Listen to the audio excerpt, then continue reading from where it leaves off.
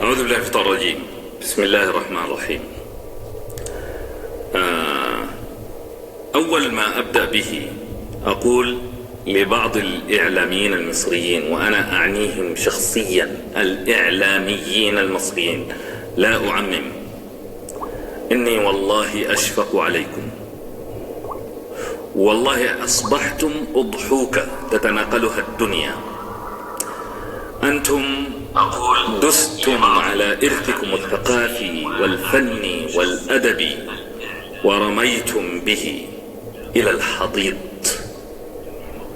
وهذا التسجيل ليس هجوما عليكم، أنتم مصدر الهجوم على مصر، أنتم من يهجم على مصر، أنتم من يشتم مصر. إعلام يخدش، إعلام لا يعرف الحياء.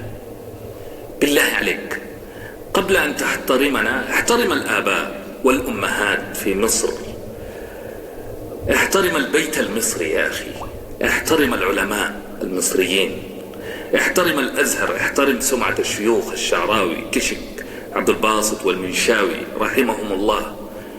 أنتم كإعلاميين وبهذه الدرجة من الألفاظ السوقية عار على أنفسكم قبل الآخرين. بماذا تفسرون صمت من تهاجمون؟ السعودية، قطر والسودان، هل تظنون أن هؤلاء عجزوا عن الرد؟ أو أن صمتهم عجز؟ لا والله، لا أتحدث باسمهم، ولكن أقول والله هو الترفع عن الصغائر، إنه السمو، إنه الأدب القرآني الذي يأمرنا أن إذا خاطبنا الجاهل أن نقول سلاما، أو أن نقول سلاما، وأن نمر على شتائمكم وسخريتكم كراما. أمر آخر، كل هذا الصياح وكل هذه الجلبة التي تفتعلونها صباح مساء لا ولن تقوي حجتكم، ولن تبلغ رسالتكم لدى المتلقي إلا على نحو مشوه. أقول نحو مشوه، ولكم أن تتعلموا أن تعبروا عن أقوى الحجج بألطف العبارات، فتكون احترمت نفسك والآخر ودعمت حجتك بشكل قوي. في نقاط أقول للإعلام المصري، وإن كان لا يستحق مجرد التفاتة، أقول الآتي: السودان دولة مستقلة ذات سيادة رغما عن إعلامكم الذي لا أدنس لساني بوصفه من العبارات المستحقة. السودان ليس كما تتوهمون أنها دولة تابعة، أو كما يقول سفيهكم عكاشة وأمثاله أن ليس هناك دولة اسمها السودان. وأقسم بالله إن كان لدينا أمثال السفيه توفيق عكاشة ومن شاكله لربطناه، لأنه خطر على سمعة بلد وشعب، ليس بلادنا بل بلادكم أنتم. أو الآخر عمرو أديب الذي مرمط بسمعة بلده وشعبه عندما صار يستجدي لاعب كرة أن يقول إنه يحب مصر وكان الرد مهينا أن هز اللاعب رأسه بلا، وأردفها مثنى وثلاث بالإنجليزية أن لا، وانصرف تاركا عمركم يبتسم في بلاها. من هو ميسي حتى تستقبلون بكل تلك الفخامة؟ ليتك عرفت يا عمرو أن الحب لا يستجدى. زعلانين ليش أنتم؟ يا أخي أنا حر أشتري الذي أرغبه، ثم أنت لا تعطيني بضاعتك هبة، أنا أشتري بحر مالي فقط إذا كانت بضاعتك طيبة غير خبيثة، لكنها وبشهادة أهلكم شهادة مدعمة بالصور والفيديو أن تلك المزروعات مروية بمياه الصرف الصحي. وجميعكم شاهد عملية تصنيع الكاتشب وما صاحبها من غياب للضمير والجشع والطمع، ولو على حساب صحة مواطنيك، ناهيك عن من تصدر لهم. اشترت زوجتي برتقالا، فلما سألتها بلد المنتج قالت لي مصر. ببساطة شرحت لها الأمر وأخذت جميع البرتقال ولم أطعمه حتى لبهائمنا، بل ألقيت بها في القمامة. زعلانين ليه من زيارة السيدة موزة؟ هي حرة تزور من تشاء، ونحن أحرار نفتح حدودنا لمن نشاء، أم نأخذ منكم إذنا بمن يزور ومن لا يزور؟ هذا منطق عاجز جدا أن تكون السخرية من الإهرامات السودانية التي هي أعرق وأقدم وأكثر من الإهرامات المصرية. السخرية لا تدلل إلا على صغر عقلية الساخر، ولكن رب ضارة نافعة. عرف الناس أن هناك إهرامات سودانية، قاطعت الدول بضاعتكم واتجهت صوب السودان للاستثمار. إن تعيرنا أيها الإعلام المصري بسواد جلدتنا فهذا شيء خلقنا الله عليه. عيرنا بشيء اكتسبناه، عيرنا ببخل، عيرنا بسوء أخلاق، ولكن لا تعير بما خلق الله.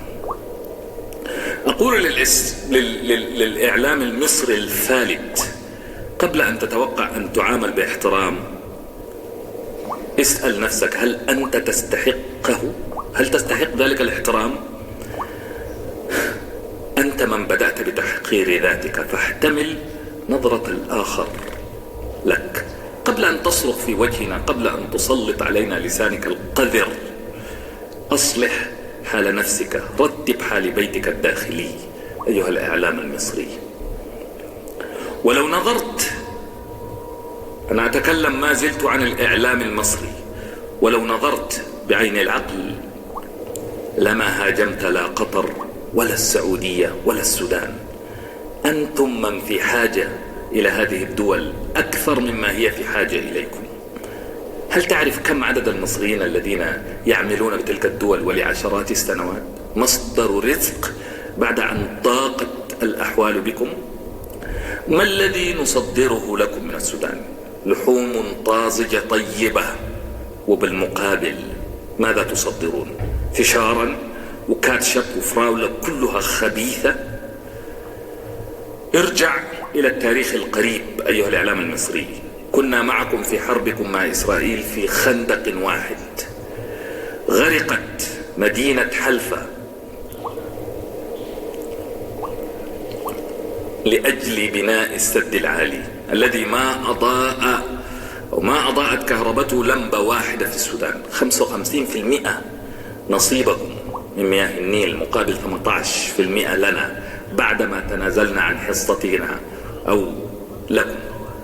ورد الجميل منكم احتلال حلايب السودانية باعتراف الأمم المتحدة وببريطانيا وأمريكا، وأتحداكم إن كنتم قادرين على التحاكم الدولي.